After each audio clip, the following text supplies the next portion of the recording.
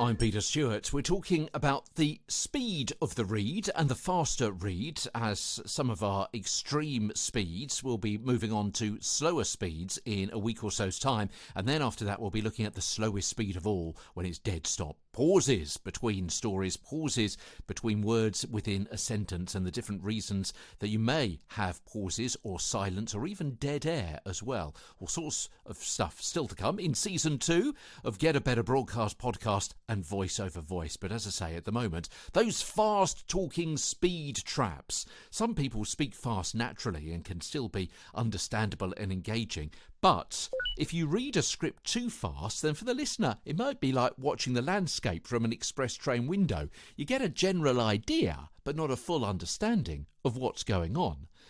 To use another analogy, they'll be gobbling down your nuggets rather than tasting and digesting them.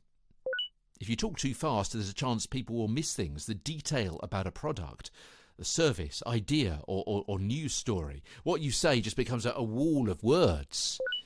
And you may have less precise articulation and intonation, with words running into one another, and a greater chance of verbal slips and trips. Indeed, if you stumble too often, it may be a warning to you to slow down. TV presenters usually have an easier time because viewers can subconsciously lip read, watch facial expressions, or even put on the subtitles.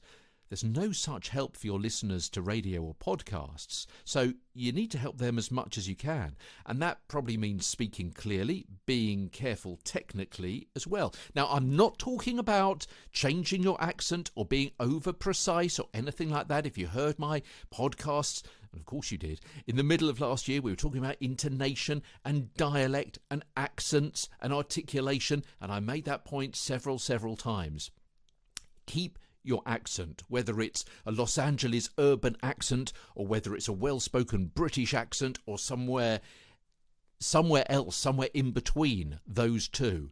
The point is that people have got to be able to understand what it is that you're saying. As long as they can, your accent, your dialect, your articulation is absolutely fantastic and authentic and brilliant, and you should keep it, of course you should.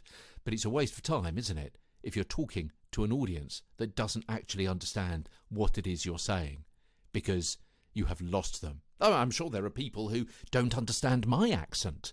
Yeah? So you've got to bear that in mind.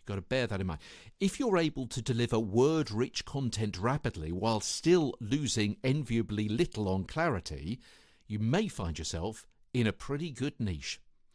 There are 3 fast-talking speed traps that you may find yourself caught up in. We've got some more tomorrow as Get a Better Broadcast podcast and Voice Over Voice continues.